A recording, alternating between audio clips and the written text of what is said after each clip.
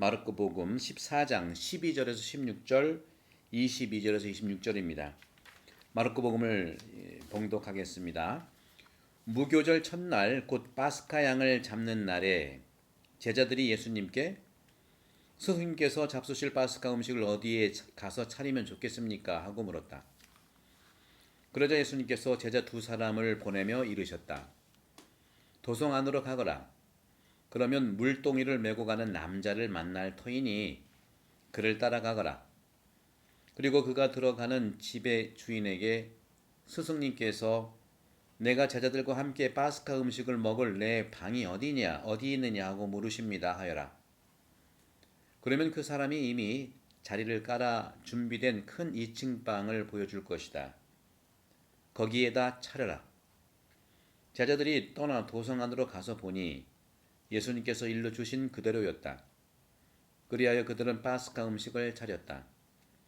그들이 음식을 먹고 있을 때에 예수님께서 빵을 들고 찬미를 드리신 다음 그것을 떼어 제자들에게 주시며 말씀하셨다. 받아라. 이는 내 몸이다. 또 잔을 들어 감사를 드리신 다음 제자들에게 주시니 모두 그것을 마셨다. 그때 예수님께서 그들에게 이르셨다. 이는 많은 사람을 위하여 흘리는 내 계약의 피다. 내가 진실로 너희에게 말한다. 내가 하느님 나라에서 새 포도주를 마실 그날까지 포도나무 열매로 빚은 것을 결코 다시는 마시지 않겠다. 그들은 찬미가를 부르고 나서 올리브산으로 갔다. 주님의 말씀입니다. 그리스도님 찬미합니다. 네, 지극히 거룩하신 그리스도의 성체성을 되추길. 예수님께서는요, 세상에 오셔서 하늘나라가 하느님 나라 다가와서 회개를 선포했죠. 회개하고 복음을 믿어라.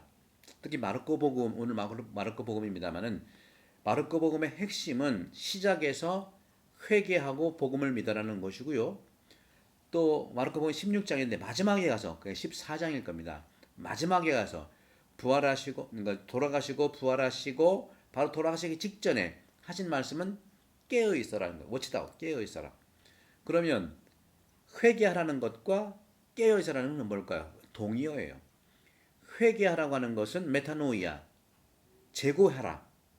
우리가 살아가면서 가장 가까운 사람끼리 대화하고 의견을 나눌 때 내 주장을 하는 건 정말 자연스러운 일이지만 상대방의 생각도 재고해보자는 거예요. 그리고 워치다웃, 깨어있어라는 건 뭡니까? 깨어있어라고 하는 건 자각하라는 거죠. 어떻게? 그렇기 때문에 회개하라고 하는 것과 깨어있어라고 하는 것이 똑같이 부활신앙에 입각해서 영적 자각을 얘기하는 것을 말하는 것이죠.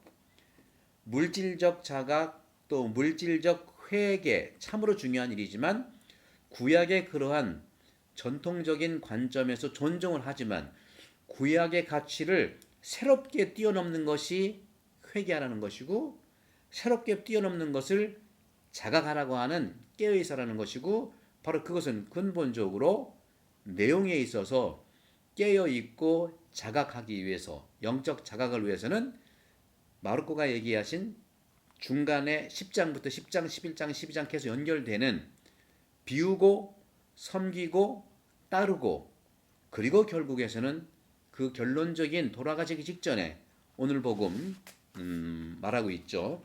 14장에 가서 곧 있으면 15장에서 세상을 떠나시고요.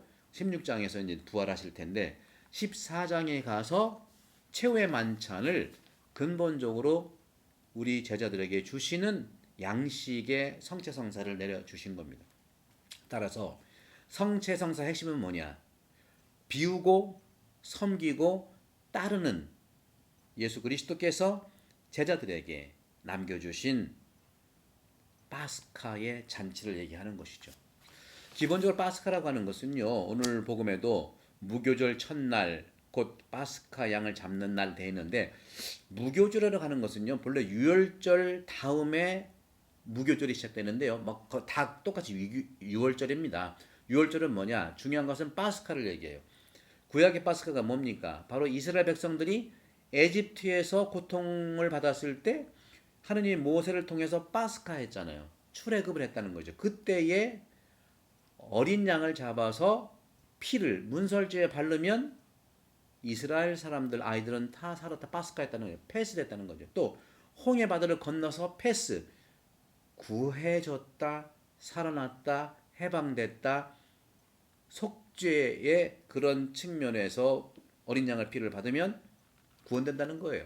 그것이 오늘 제1독서에서 탈출기 24장이 나오는데 여기에 보면은 정말 번제물을 올리고 소를 잡아 친교 제물을 바치는데 바로 이것을 피의 절반을 가져다가 대접에 놓고 나머지 절반은 제단에 뿌렸다.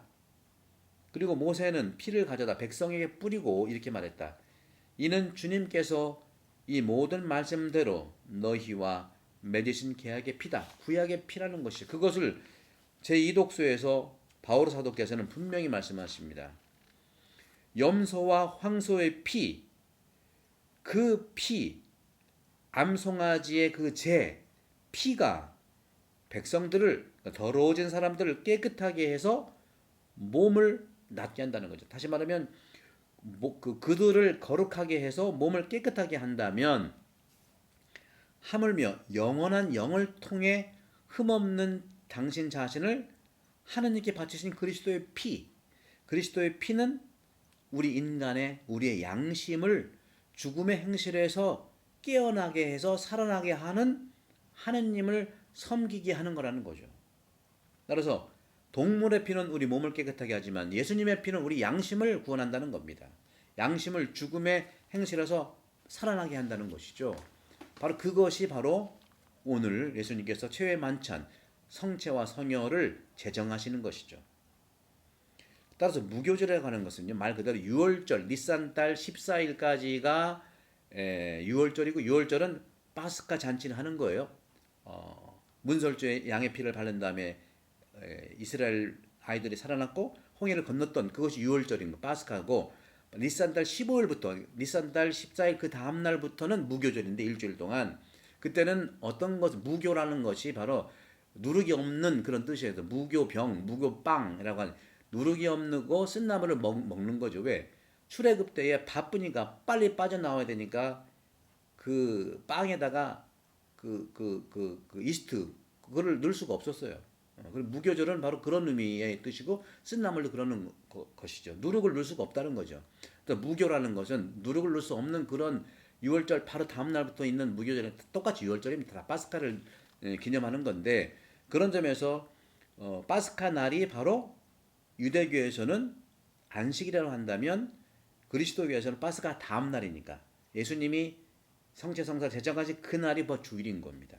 따라서 이런 면에서 오늘 핵심적인 가치는 뭐냐면 6월절은 예수 그리스도께서 파스카 희생제사를 그대로 재현한 오늘 최후의 만찬이 6월절 행사라고 한다면 무교절이라고 하는 그런 의미에서 우리 그리스도교에서는 십자가의 죽음이 무교절의 삶을 얘기하는 것이 무교절의 전례는 십자가의 죽음이고 6월절의 전례는 최후의 만찬입니다. 따라서 최후의 만찬인 이 성체와 성혈 제정은 십자가상의 제사를 통해서 죽음을 통해서 완성되는 거기 때문에 바로 성체성사의 이 성체성혈 대축일의 이 잔치가 십자가의 죽음과 같은 완벽한 희생 제사를 얘기하는데 이거는 예수님이 한 번만 이룬 게 아닙니다. 예수님께서 회개하라고 하는 그 첫 번째 일성부터 계속해서 예수님은 식사를 같이 했어요. 죄인들과 식사하시고 바리사이와 식사하시고 밥 먹는 데는 다 간 거예요. 술보에 먹보라고 얘기하지 않습니까? 바로 그 식사한다는 의미는 뭐냐? 첫 번째는 용서예요. 용서. 우리도 좀 불편한 사람이 있으면 남자들은 식사 한번 하자 그러면 용서하자는 거 아닙니까? 그죠? 여성분들은 어떻게 하나 몰라요. 여성들은 뭐 같이 차 한잔 합니까? 그렇게 합니까? 그런 점에서 우리 한국 문화랑 비슷해요. 밥 먹는다는 것은 모두에게 용서의 그러한 사랑 행위를 하는 거죠. 따라서 이것은 단순히 보속이라든가 뭐 보상 개념이 있지만 너무 그거에 동원하지 말고 이것은 바로 함께 식사를 함으로써 용서를 하는 건데 바로 기본의 용서의 바탕이 사랑이죠. 그것은 희생적인 사랑을 얘기하고 희생의 사랑은 십자가에서 세상을 바치는 것처럼 이웃을 위해 살아가는 가치를 얘기하는 겁니다. 그리스도교는요 다른 종교와 달리 점잖은 종교들 많잖아요. 유교도 점잖고요. 노자도 점잖고 동양아시아 종교 참 점잖아요. 참 사랑하고 좋아합니다. 근데 우리 가톨릭의 종교는요. 예수님의 이 말씀 때문에 물론 부작용도 있었어요. 예수님은 하지 마라가 아니라 구약도 십계명에 하지 마라가 굉장히 많잖아요. 그러나 예수님께서는 서로 사랑하라고 그랬어요. 사랑하라고 하는 것이 바로 오늘 예수님께서 보여준 거였어요. 이는 말씀하셨죠? 빵을 들고 찬미를 들으신다면 다음 그것을 떼어 빵을 떼어 받아라 이는 내 몸이라고 그랬어요. 또 잔을 들어 감사를 드리신 다음 제자들에게 주시고 그걸 마셨어요. 그리고 예수님께서 이렇게 말씀하신 이는 많은 사람을 위해서 흘리는 내 계약의 피다. 모든 사람이 아닙니다. 많은 사람이에요. 모든 사람은 너무 강력한 피동성이 될 수밖에 없어요. 그러나 많은 사람이라고 하는 것은 능동적 가치를 가지고 있는 것이죠. 초대해 줄 수 있는 것이고 상대방의 의견을 존중해 주는 걸 얘기하는 것이죠. 중요한 것은 성체와 성혈 대축일에 중요한 것은 빵을 쪼개는 거고요. 피는 흘리는 거예요. 이것은 누구를 위하냐? 단순히 이것은 죄다, 속죄다 이런 것도 당연히 있는 거고 신앙적인 의미에서 첨부가 됐지만 가장 핵심적인 것은 용서예요. 그리고 사랑입니다. 여러분들 보석이다, 보상이다 너무 신경 쓰지 마시고 사랑을 하면은 용서를 하게 되고요. 사랑하게 되면 이웃을 위해서 십자가를 질 수가 있는 거예요. 결국은 예수님께서 모든 종교와 달리 그리스도교가 그렇게 강력한 것처럼 보이는 것은 내가 너희를 사랑한 것처럼 서로 사랑하려 하는 것. 내가 제자를 사랑한 그 가치가 십자가의 제사고 그 십자가의 제사는 평소에 음식을 먹었던 것처럼 음식을 나누는 용서와 또 화해와 일치를 이루는 성제성사. 그래서 First Communion이라고 하잖아요. 우리 본당은 6월 12일 다음 토요일 날 우리 어린이들이 몇 개월 동안 천정성체를 잘 준비해서 First Communion 천정성체를 합니다. 바로 천정성체의 가치가 바로 이런 것이고 새로움으로 거듭나는 거예요. 새 계약이에요. 구약의 계약을 뛰어넘는 새로운 계약으로 살아가자는 거고 마르코 보면 계속 새로운 가치에 대한 도전과 희망을 얘기합니다. 오늘 주님 말씀하시잖아요. 내가 정말로 너희에게 말한다. 내가 하느님 나라에서 새 포도주를 마실 그날까지 포도나무 열매를 빚은 것을 결코 다시는 마시지 않겠다. 여러분들 환난의 시대는요. 새로운 새 나라를 기다리기 위해서 오는 성장통, 생산의 진통입니다. 지금 우리가 코로나로 힘들어 보이지만 분명히 새로운 세계의 진통이라고 볼 수 있겠고 미래에 대한 희망입니다. 예수님이 십자가상의 희생을 지내는 것도 고통을 드러내는 것이 아니라 그걸 통해서 사랑을 통해서 새로운 가치를 오는 것이죠. 그렇기 때문에 새로운 세계에 대한 희망을 가지시기 바라요. 하느님 나라에서 전혀 새로운 방식으로 예수님께서 새 포도주를 마시겠다잖아요. 다시는 포도나무 열매를 맺은 걸 안 먹고 하느님 나라에서 새 포도주를 마실 그날까지 내가 희망을 갖겠다 그런 거 아닙니까? 우리 그리스도교는 새로운 포도주, 새로운 사고방식, 새로운 질서 체계를 향해서 나가는 사람들입니다. 혹 우리 모두가 변화되는 것을 어려워해서 새로운 가치에 대해서 정말 불편할 수 있어요. 하지만 이해하고 바라보는 예수님의 그러한 가치는 성제성사도 새로운 질서 세계에 대해서 새로운 가치관에 대해서 희망을 두는 성제성사.